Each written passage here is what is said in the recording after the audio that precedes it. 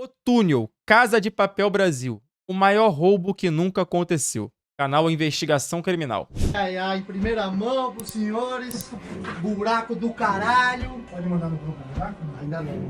Não, muitas imagens. Bota. Policial, é nóis, caralho! Doutor Pimentão ajudou pra caralho, tá junto. Então, pô, vê lá. Pô, fiquei curioso com Vai essa lá porra. ver. Em 2016, na Espanha, Casa de Papel ainda era um roteiro a ser filmado. Em 2016, em São Paulo, Brasil, 22 criminosos escreviam o maior roubo do mundo.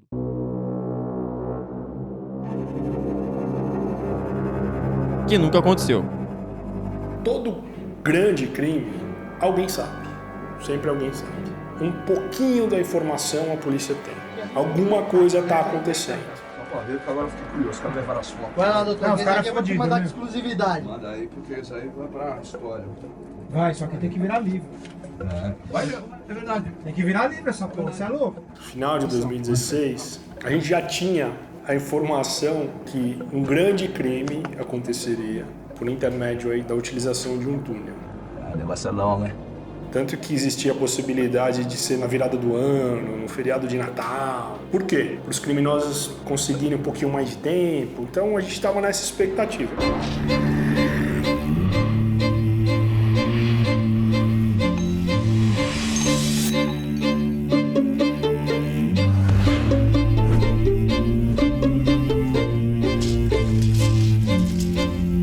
É o crime hipotético, papo reto. Imagem do Virou o Google ano, Earth. virou 2017, não aconteceu nada. Em dado momento, a gente consegue um colaborador propriamente dito, que traz pra gente a informação, olha, vai ser um banco. Vai ser mais ou menos nos moldes do Banco Central de Fortaleza. Naquele momento a gente já pensou assim, pô, será que são os mesmos criminosos que estão atuando? Que alguns estavam em liberdade. Só que esse nosso colaborador falava que não. Eles têm um cara muito bom de túnel, que é excelente. Aí o que aconteceu? Em abril de 2017, o DENARC, o Departamento de Narcóticos, descobre um túnel. Ele descobre um túnel ali na região da Barra Funda. E quando isso acontece, a gente pensou, olha, é o nosso túnel. A gente já tinha se apoderado intelectualmente do túnel. Falou, o túnel é nosso. Olha, ninguém tá falando, ninguém tá sabendo, o túnel é nosso, a gente vai pegar o túnel. Passam-se aí mais 2 meses e aí surge a informação. Olha, não era aquele túnel. O nosso túnel é um outro túnel. Esse colaborador não tinha acesso ao local, mas ele tinha contato com um desses criminosos. Qualquer coisinha no mundo do crime gera desconfiança. Quando essas traições são descobertas, elas invariavelmente não terminam bem. Então ele tinha dificuldade. Caralho, moleque. Fortemente armados.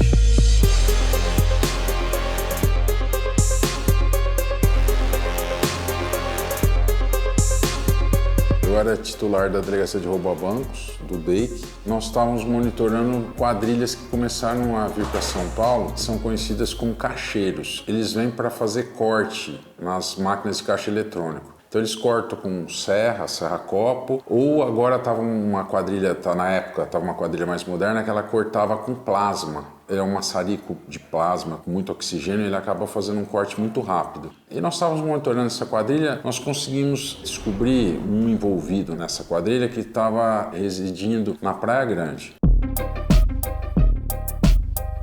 Meados ali de agosto de 2017, a gente cumpre um mandado de busca expedido para uma outra investigação. Esse mandado de busca leva a gente para a cidade de Praia Grande. Quando a gente efetivamente entra no apartamento que é alvo da nossa busca, a gente acaba se deparando aí com um agente criminoso citado pelo nosso colaborador. Pegamos ele com uma Cayenne, um Porsche Cayenne usado, não estava em nome dele. Pô, moleque, pior que eu achava esse Porsche Cayenne o carro dos sonhos. Hoje em dia nem acho mais tão maneirão, velho. Óbvio que é um carro foda, mas, tipo assim, não é o carro mais que me brilha os olhos. Já foi esse carro que me brilhava o olho, assim. Falava assim, pô, esse carro é muito foda.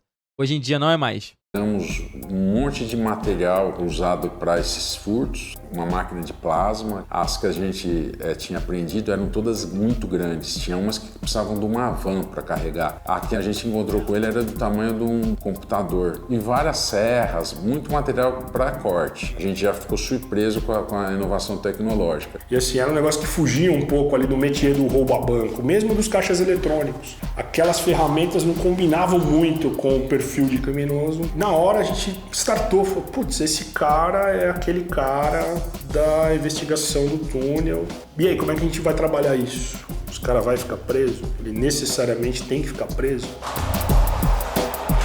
Ele entrou em desespero. Ele falou que em momento algum ele podia ser preso, tentou insinuar para os policiais que tinha alguma possibilidade de corrompê-los para ir embora. Nós optamos por fazer a apreensão de tudo, meio que facilitar a sua saída, como se fosse uma operação controlada, uma ação controlada, para ver onde ia levar. Inclusive com a ideia de pegar os outros membros da quadrilha. Nós elencamos ali os melhores policiais que estavam ali em exercício na delegacia para monitorar esse cara, esse agente criminoso. Em tese, a gente poderia se aproximar um pouco mais dele, porque na cabeça dele ele estava sendo investigado por aquele crime de roubo a banco. Ele achou que ele tinha sido liberado, que ele ia responder em liberdade. Então a gente trabalhou em duas frentes. A parte de informação continuou com esse nosso colaborador e a parte física, a gente passou a seguir esse cara desde agosto. A gente passa a viver a vida do cara. Essa é a verdade. O mês de setembro é muito bom para mim, profissionalmente. Todas as grandes casos que eu fiz na vida, ou eles terminaram em setembro, ou eles começaram em setembro. E é impressionante, assim, que de 4 de setembro a 14 de setembro, mais ou menos, a gente recebeu muita informação. Esse nosso colaborador, por coincidência da vida, sei lá, o cosmos, alguma coisa fez com que o contato dele se aproximasse, os dois se aproximassem, e começou a chegar a informação. Quando chega ao valor, a informação é que eles vão subtrair R$1 bilhão. Quê? Na nossa cabeça, num primeiro momento, fala, putz, todo dia chega uma informação mirabolante pra gente. Mas assim, você pode imaginar, chega. Vão matar uma pessoa famosa, vão sequestrar alguém importante, vai acontecer isso. E o nosso trabalho acaba sendo depurar, né? Ver assim, quem é maluco, quem tem interesse. A gente tem que peneirar, mas com peneira pequena mesmo, pra ficar só a pedrinha preciosa. Cai muita areia, mas muita areia. Começamos a procurar aonde poderia ter R$1 bilhão em São Paulo. Só um local poderia ser o alvo. A sede aqui do Banco do Brasil em Santo Amaro. E a gente recebe a notícia que não havia R$1 bilhão lá, havia 7 bilhões lá. Que isso, moleque? 7 bilhões em espécie na sede do banco? Que isso, mano? É muito risco também, né não? Mas se bem que pra época não tinha Pix, essas porra ainda, não tinha... O dinheiro vivo ainda circulava muito, né? Nessa mesma semana, nós descobrimos o endereço da base deles na Zona Norte. A equipe foi seguindo até na Vila Nova Cachoeirinha, área do 38DP, um lugar bem humilde, perto do ponto de venda de droga, muito movimento. Tinha um barracão que a gente via que era recém-reformado, tudo nele era novo, pintado, tudo de primeira. Conseguimos arrumar uma casa para fazer esse acompanhamento. Ficava até difícil de deixar policiais lá, nós conseguimos deixar uma câmera instalada nessa casa. A gente não tinha áudio, mas a gente tinha olhos lá. O que a gente percebeu? Um entra e sai violento nesse barracão de criminosos já conhecidos por nós. Olha aí, moleque. Seguimos uma Kombi que só ela que entrava nesse galpão. Era uma Kombi branca, entrava e saía daquela base. A gente percebeu que essa Kombi, ela rodava muito, assim. Ela fazia 5, 6 viagens, 5, 6 vezes na noite. E era uma gincana para tentar alcançá-la. O motorista era muito cuidadoso, ele ia em lugares que a gente não esperava, próprio para fugir de uma eventual seguida. E ela ia para a zona sul de São Paulo. Todo o desenrolar da investigação criminal, porra. Maneirinho, moleque. A gente não conseguia seguir a Kombi. Era de madrugada, tipo 1h da manhã, 2h da manhã, não tem trânsito que permitisse que a gente conseguisse ficar perto da Kombi. Então o que a gente fez?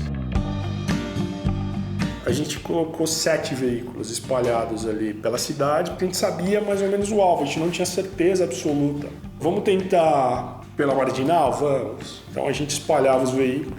Na verdade, era o inverso, a Kombi seguia a gente, porque a gente seguia a Kombi pelo retrovisor. Então a gente ia na frente, a Kombi atrás. O que chama a atenção da gente é quem está atrás. Se um carro fica muito tempo atrás de você, te chama a atenção. Mas quem está na frente, não.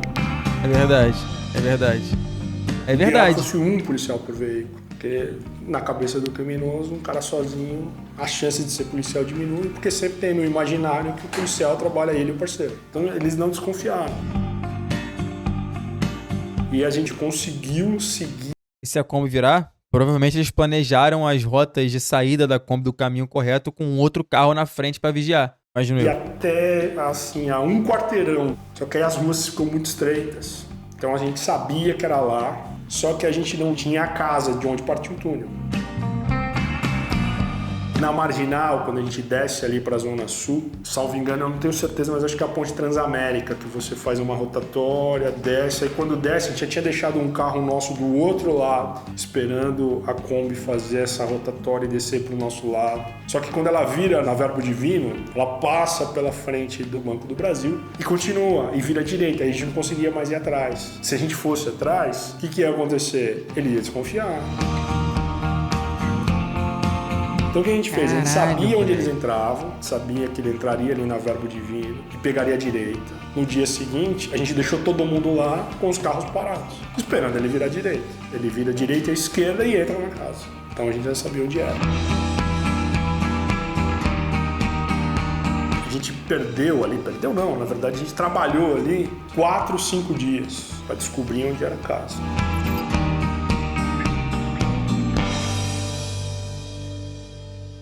Essa investigação ela estava sendo mantida totalmente em sigilo. Estava sendo feita só por mim e por meus 2 assistentes, Dr. Pedro e Dr. Wagner. A gente não tinha comentado com ninguém, já com medo de ter algum vazamento. O DEIC é um departamento os caras são cheios de grande, informantes também, tem né? várias delegacias e tem vários policiais lá dentro e tem uma entrada e saída muito grande de advogados. Porque do jeito que tem policiais bons, tem policiais ruins também. A gente descobriu as 2 bases com 9 policiais. Naquele momento, nós trabalhávamos ainda com inquéritos físicos. Eram inquéritos em papel. A gente brinca assim, é uma constatação. Aquele papel passa na mão de muita gente. E sempre existe a possibilidade de vazamento. Segundo o informante, eles eram um grupo, eles montaram um pool de 22 ladrões, mais ou menos. Cada ladrão teve que fazer um aporte de R$200 mil para custear as obras. A ideia... Porra, moleque. Então, pra começar o planejamento do roubo ao Banco do Brasil para puxar 1 bilhão, cada um botou 200, são 20. Cacete, faz a conta aí. 2 milhas? 4 milhas? Com 2 milhas eu sou muito burro. Para levar 1 bilhão, cada um sairia mais ou menos com 50 milhões de reais. A gente já tinha procurado o Banco do Brasil. Eles tinham uma confiança muito... Até pra roubar tem que ser rico, né, moleque? Até o mundo do crime tá caro hoje em dia, né? Se bem que é 2016, mas tá caro também. Pô, 200 mil pra botar no risco é uma pica, né? Tipo assim, ninguém ali pode ser duro. Ninguém pode ser duro. Botar 200 mil no risco, desse jeito. grande no trabalho da nossa delegacia. Cada cofre guardava 1 bilhão de reais. Então eles tinham 7 cofres, cada cofre mais ou menos tinha 1 bilhão de reais. Bateu a informação, tudo estava batendo. Então eles tinham... Cada cofre guardava 1 bilhão de reais. Então eles tinham 7 cofres, cada cofre mais ou menos tinha 1 bilhão de reais. Bateu a informação, tudo estava batendo. Quando nós procuramos o banco e falamos, possivelmente vai ter um túnel na base de vocês. O diretor de segurança mandou chamar o diretor da base. Ele deu risada, falou, vocês estão loucos, essa base é inexpugnável. Ela foi feita na época do governo militar, ela tem 5 metros de concreto no subterrâneo dela, tem sensor sísmico, tem tudo. Eu falei, olha, a informação que a gente tem é essa. Nós estamos monitorando a movimentação da quadrilha, uma quadrilha que eles não brincam em serviço. Não, imagina. Tudo bem, eu falei, eu só quero que vocês verifiquem e mantenham essa informação nossa também em sigilo, porque vocês podem ter infidelidade interna, vocês devem ter alguém de dentro que está correndo com a quadrilha. Qualquer coisa que vocês falarem, a quadrilha poderá ouvir. Você pá, foi erro não comunicar o banco? Passou, no dia seguinte me liga o cara desesperado, falou, olha, não é bem o que eu falei. Ali por ser uma área de mangue, perto do rio, quando foi feita a base, ela afundou de concreto. Deve ter uma espessura de 1 metro, eles já começaram a ficar preocupados. Aí eu fiquei mais preocupado ainda, porque quando eles vão cavar um túnel, a coisa mais complicada é fazer aquela câmara, que o cara entrar dentro, para daquela câmara ele fazer a penetração para a estrutura da casa forte. Como essa base tinha afundado, a base desse prédio, eles já tinham essa câmara pronta. Olha aí, rapaz. Aí o que aconteceu? O nosso informante acabou sendo preso. E com isso nós ficamos às cegas. Mas em dado momento, assistindo, tendo acesso às imagens, a gente falou, mudou, a operação deles está diferente.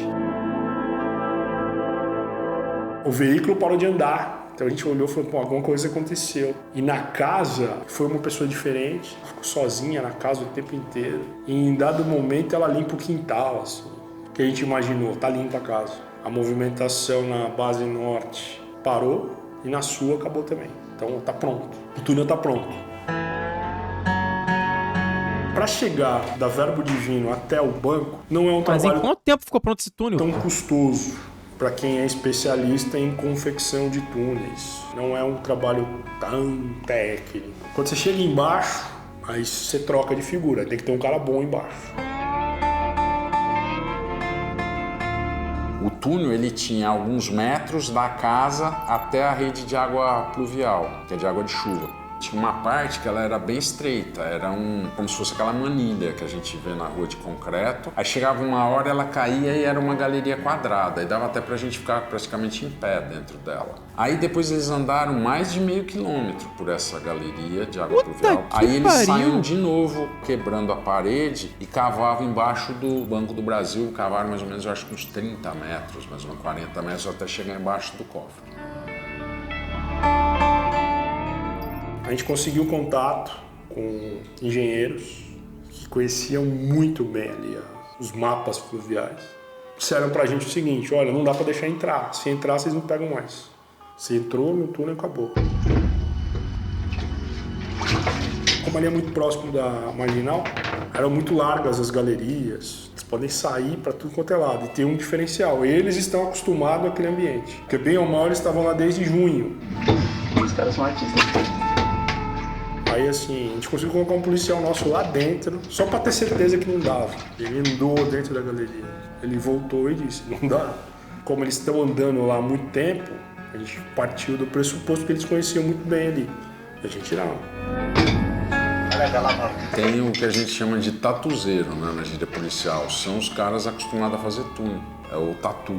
Eles são os que têm essa habilidade de fazer, eles conseguem se localizar lá embaixo. E o cara tem uma expertise, porque eu vou falar, Pô, não teve um...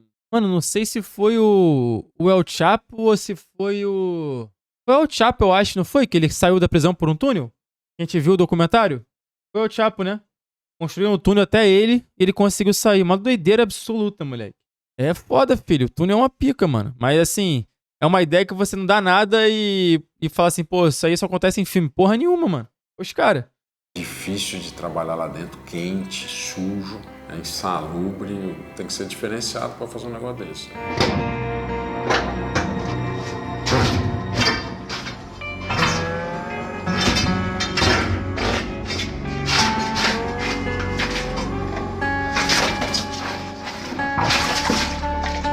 Teve mais uma cartada no caso. O cofre rachou. O cofre do Banco do Brasil rachou. O piso. Houve uma movimentação de dinheiro, desequilibrou o peso e a laje trincou. Quando o piso racha, a gente sabe que eles estão embaixo. A laje já foi rompida e eles estão embaixo do piso. Olha só, moleque. Esse cara que falou que lá eles expugnaram esse funcionário, ele pegou um balde d'água, jogou, a água sumiu, quer dizer, tava o buraco praticamente pronto. O pessoal falou, pô, nós temos sensor sísmico aqui, como é que não disparou? Foi mais uma descoberta nessa investigação. Nós descobrimos, eles usavam um material chinês chamado Sinocrack.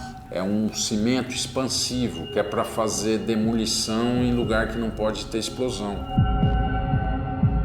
Como que funciona? Eles faziam um orifício com máquina de baixa rotação e inseriam ali 5 centímetros de massa. Quando ele coloca a massa, ela literalmente faz isso, ela expande e trinca o concreto. Não tem atrito. Não tendo atrito, burla-se o sensor sísmico. Quando eles chegavam nas grades de aço, entra o plasma. O plasma faz o corte a frio, burla o sistema de calor deles. E nisso eles foram subindo. De 5 em 5 centímetros eles foram subindo, aí subiram uns 3 metros de laje lá que tinha. Pô, tem que ser um bagulho genial mesmo. Eu te fugir, rapaziada. Tipo assim, os caras são bons, mano. Bom pro lado ruim, mas são bons, são inteligentes, não tem o que fazer. É cirúrgica a ação deles. Os caras têm doutorado em bandidagem, exatamente. Doutorado, filho. Trabalho de formiguinha mesmo. O pessoal entrou em desespero, eu falei, olha, vocês vão ter que confiar na gente, a gente está monitorando, nós não vamos deixar esse roubo acontecer. Se hoje você concretar tudo, eles vão embora agora, vão abortar, mas vão voltar novamente. E a ideia nossa é tirá-los de circulação. Depois disso, o nosso diretor acabou contando para o nosso superior. Aí ele acabou levando o caso até para o governador. A gente teve uma pressão grande para esclarecer ou prender quem pudesse. Nós achávamos que eles estavam esperando uma data apropriada para fazer o roubo. Então a gente também tinha que trabalhar com o tempo, mas nosso objetivo era pegar a quadrilha inteira. A gente trabalhava com a possível data no feriado do Dia das Crianças. Mas o que me pega é o seguinte, eles já sabiam do transporte que circulava, das duas bases, e os caras já tinham cavado até embaixo do cofre, que o chão rachou, sabiam tudo. Por que que não deram flagrante? Só porque eles estavam esperando juntar os 20, né? Em algum lugar. Para não ter, tipo assim, correr o risco de catar 1, catar 2, catar 3 e 17 desaparecerem do mapa, né? Verdade. A última semana de setembro chove, começa a chover. E a gente sabia, olha, se chover 15 minutos, a galeria alaga, então não dá para entrar. Então a gente sabia que na chuva eles não entrariam. Parou de chover, eles voltam a se movimentar. A ação vai ser agora. O que aconteceu? Nós acompanhamos a quadrilha durante o final de semana. No sábado entrou 2 criminosos lá no barracão da Zona Norte. E no domingo entrou 1. Aí nós falamos, vazou, perdemos toda a operação, perdemos a cana, o pessoal começou a ficar desanimado. Aí eu falei, olha, eu recebi uma ordem agora do nosso diretor, nós vamos ter que prender quem estiver lá. Aí nós organizamos a operação, pedimos apoio do Pelicano, que é o nosso helicóptero. Eu fiquei encarregado de prender quem estivesse no barracão, eu junto com o Wagner, o delegado, e o Pedro foi no túnel, para pegar também quem estivesse no túnel na hora que a gente startasse a operação. Passamos a monitorar o dia inteiro. De repente entrou 2. Vamos prender? Falamos, não vamos. Aí dali a pouco, os 2 que tinham entrado saíram. Nós falamos, nossa, estamos fritos. A gente estava escondido dentro do mercado, no estacionamento do hipermercado lá próximo. Quem que estacionou do nosso lado no carro? Os 2 ladrões. O que a gente fez? Nós falamos, vamos tentar monitorar esse carro, pelo menos um carro a gente pega. Nós colocamos um rastreador nesse carro, qualquer coisa eles vão para outro lugar, quando a gente prender quem estiver no barracão, esses 2 nós vamos atrás depois. E entrou uma equipe dentro do mercado para ver o que eles estavam fazendo. Eles começaram a comprar Gatorade, chocolate.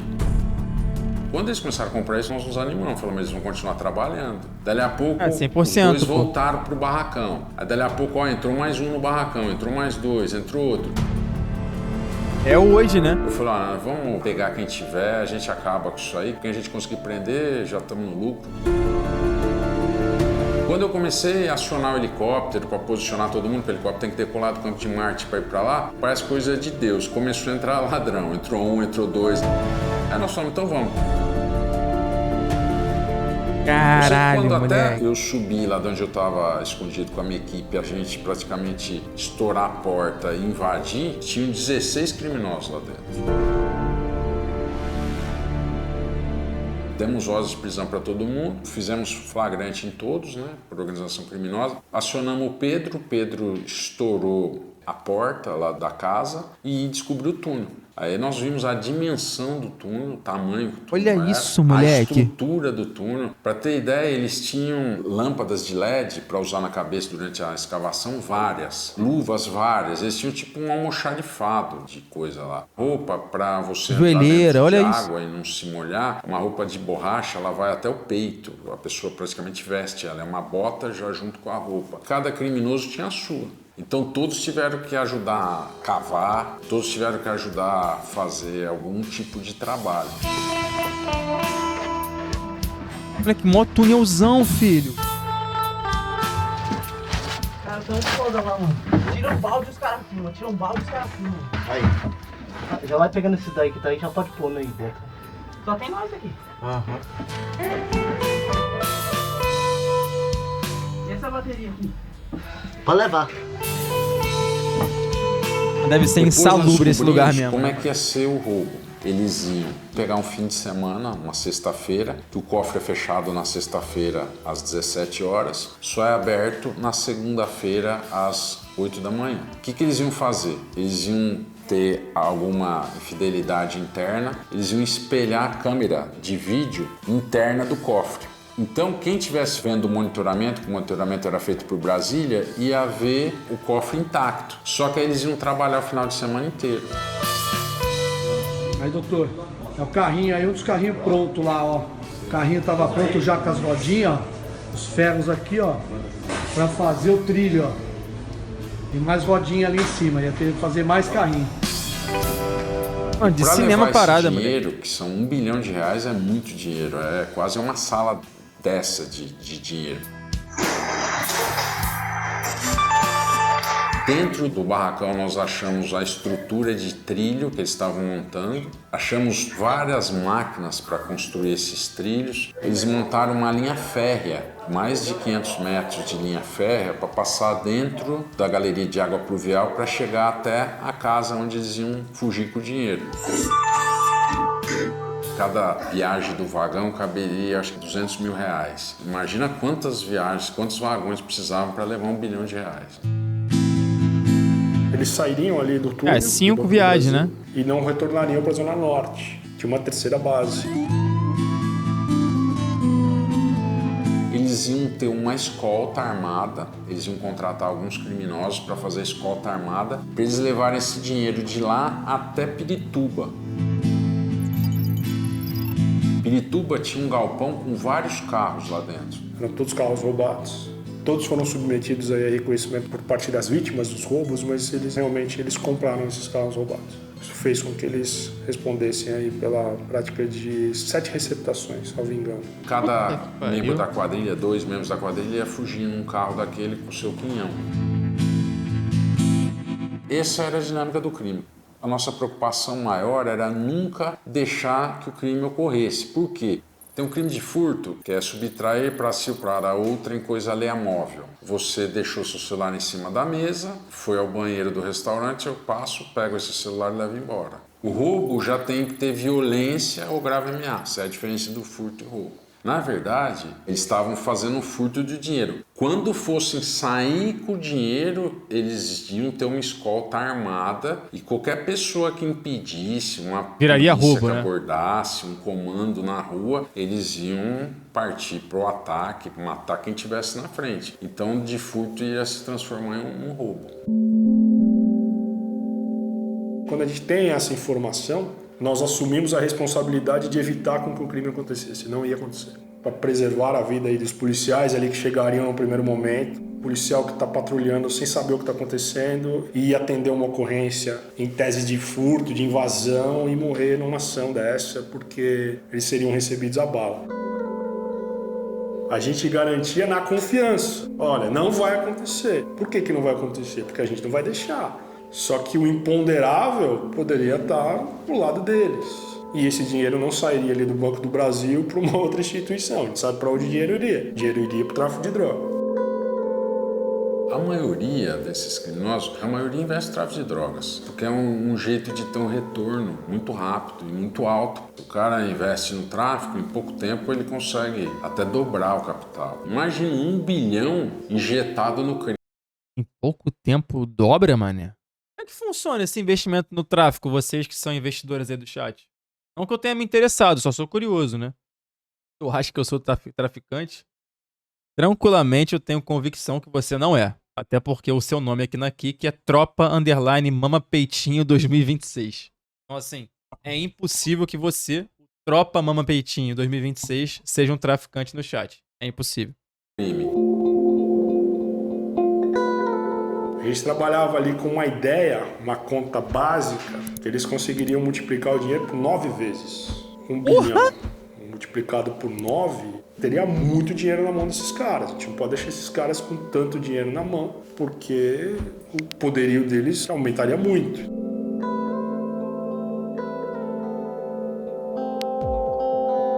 A verdade, não foi instaurado um inquérito para investigar esse crime.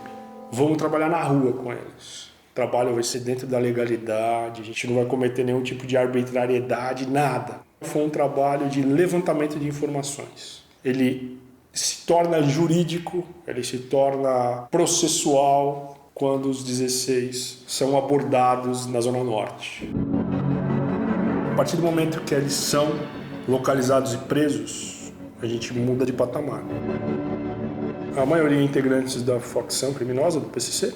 4 criminosos experientes na prática de crimes patrimoniais. Tinha um agente penitenciário, ele devia correr com os criminosos, foi convidado. Tinha donos de desmanche. Agente penitenciário, dono de desmanche, hein? Vários perfis. Mas todos criminosos experimentados. Tem streamer? A gente fala ladrão velho, porque é o ladrão que já cumpriu pena, já passou um pouco da idade. Porque a faixa etária de criminoso é baixa, né? Então quando o cara passa de 40, a gente já considera um ladrão velho. Um deles, inclusive, que seria ali um financiador especial, ali que teria entrado com uma cota maior no financiamento do crime. Esse é considerado aí o chefe da quadrilha. Esse cara é diferenciado.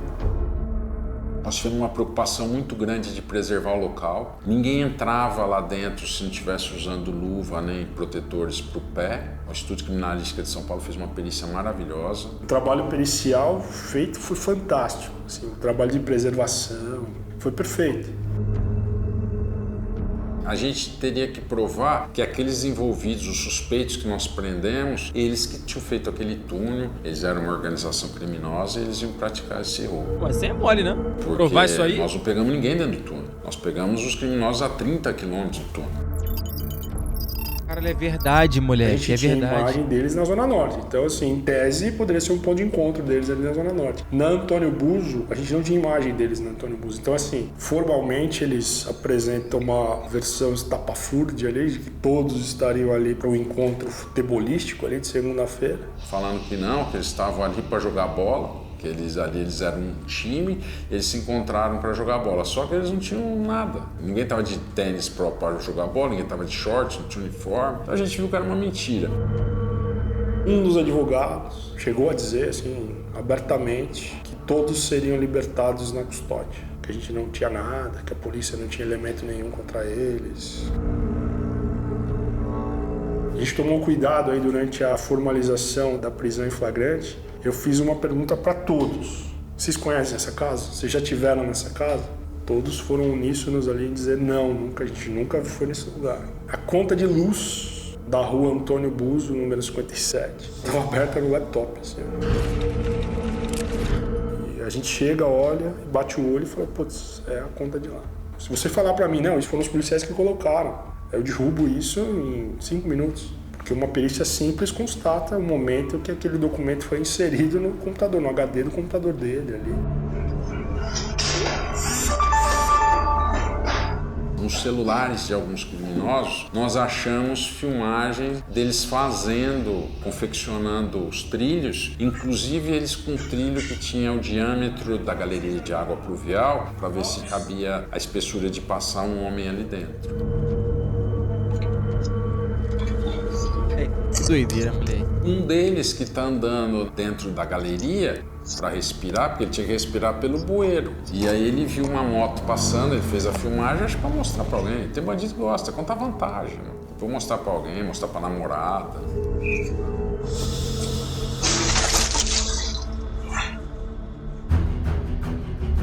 Coletamos todo o material que daria campo para DNA, desde lixo até material usado por eles. Escova de cabelo, escova de dente, copo, tudo que a gente pôde nós coletamos. E a gente conseguiu, junto ao Tribunal de Justiça do Estado de São Paulo, a gente conseguiu uma autorização para efetivamente colher o material biológico do investigado. A coleta de DNA, ela é muito normal para crime sexual. Ela não é normal para crime patrimonial. Tanto que tentaram derrubar essa decisão em todas as instâncias possíveis. Assim. E todas as vezes que os tribunais analisavam essa decisão, só ganhava força, porque a decisão foi irretocável. Foi um marco até na parte de investigação para crime patrimonial. Aí nós conseguimos fazer a coleta compulsória de DNA e confrontamos com o material que tinha sido encontrado dentro do túnel. Deus ajuda quem trabalha, né? Dos 16 presos inicialmente, muita coisa. 9 perfis biológicos deram match neles. Então assim, dos 16, 9 estavam no túnel. 3 pessoas ficavam na base norte, fabricando ali os trilhos. Nós conseguimos ali uma coleta de digital, nos restavam 3. Os 3 foram captados por imagens. Então a gente conseguiu comprovar que todos aqueles 16 detidos realmente tinham participação no crime, todos foram condenados. O juiz, Quanto além tempo de condenação? Criminosa, ele condenou eles por furto, qualificado tentado, e ainda condenou eles em concurso com aqueles carros que a gente tinha encontrado. Praticamente para cada carro eles tiveram uma pena. 15 deles pegaram 13 anos e alguns meses. Um só pegou mais, um deles parece que pegou 17. Porque ele também estava usando documento falso. Vai sair daqui a 3, hein? Preparem os bancos do Brasil. Foi uma das audiências mais assim, longas que eu já participei. Por um furto tentado, a gente nunca viu uma pena tão grande. Né? Foi muito legal. Assim, as penas poderiam ser maiores? Poderiam ser maiores. Se nós trabalhássemos ali com risco, se nós deixássemos eles avançar um pouco mais, as penas seriam muito maiores. Teria o risco físico, os policiais envolvidos na ação, e o risco financeiro da instituição que confia no trabalho da polícia. Sem a participação do banco, esse crime não teria o desfecho que teve. Eles poderiam ali, a qualquer momento, sei lá, apertar o botão de pânico deles, disparar os alarmes, um trabalho básico ali de serviço de obras, eles descobririam que tinha um túnel ali, divulgar isso, aí os criminosos iriam se espalhar. Só que eles sabiam que eles seriam alvos de novo. Eles pensaram o seguinte, olha, pra gente, como instituição financeira, pra sociedade, é melhor que esses caras sejam pegos do que a gente apenas ali frustrar a ação deles e uma nova ação fosse intentada. É porque correria o risco de frustrar a ação dos policiais, né?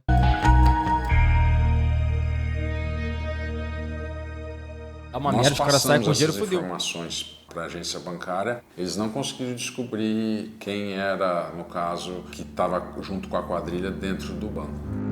Um infiltrado, né? Para eles cavarem no lugar certo, alguém tem que ter plotado o lugar. Eles não têm um mapa do banco para saber que vai cavar tal lugar, vai parar certinho embaixo de um cofre. Então a gente acredita que teve alguma infidelidade, sim, mas isso aí nós não conseguimos descobrir.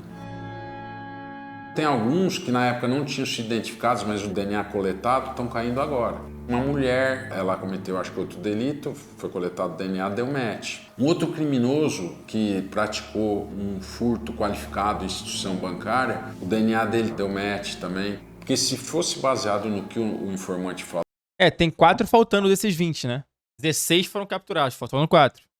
Teriam 22 criminosos, nós prendemos no dia 16, mais um foi identificado, 17. A mulher, 18, então ainda faltam 4 que estão por aí, mas daqui a pouco eles vão ser encontrados. Porque quando o banco de DNA é abastecido, fica por resto da vida.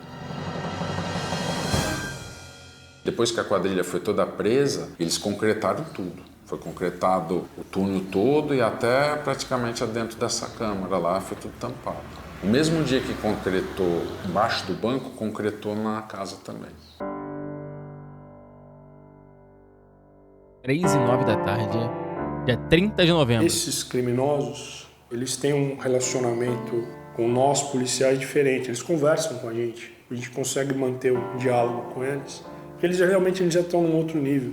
O criminoso, muitas vezes, no papel ele nega tudo, mas informalmente ele confessa. Ele fala, pô, vocês acabaram com a nossa vida, isso aí a gente ia ficar rico, a gente ia ganhar na loteria, então tem de todo tipo. Tem um que falou, nossa, por que vocês pegaram? Eu tinha uma parte pra vocês. Então eles falam de tudo, mas informalmente. Vai seduzir, né? Na hora de ser ouvido, eles falam que é mentira, a maioria... Eu falei novembro, era setembro, desculpa, rapaziada, perdão, beleza? Essas horas eu não tô batendo muito bem, não. Quer ficar calado, só fala em juízo, e assim vai. No primeiro momento, quando eles são abordados e eles descobrem que o túnel havia caído, a pior notícia que eles poderiam ter tido foi aquela. Eles ficaram muito mais abalados com a descoberta do túnel, que seria ali o trabalho da vida deles, a obra-prima deles no crime. Quando ele descobre ali que eles perderam aquilo, a cara de decepção deles, assim, não se compara à condenação criminal. Até pelo investimento, né? Tanto de dinheiro quanto de trabalho, digamos assim, né? Mão de obra, esforço e psicológico, tá ligado? Pra aquilo ali, em teoria, se realizar. Porque imagina ter, mano, todo o processo de você identificar as pessoas que vão estar junto contigo nisso, conseguir convencê-las de que vai dar certo, aí arrumar número X de pessoas que vai ser o número ideal pra montar a equipe, né? Investir o dinheiro, fazer tudo acontecer pra no final, mano, na cara do gol, a polícia chegar, assim. Então é uma puta decepção pros caras. Eles falavam isso. Eles falavam o seguinte, olha, a prisão não é nada. A prisão não é nada. Eu já trabalhava com a ideia de que eu era milionário. Isso alguns deles ali chegaram a comentar aberto. Sim, aberto. Falei, olha, você acabou com o meu sonho. Eu tinha um sonho de entrar para a história.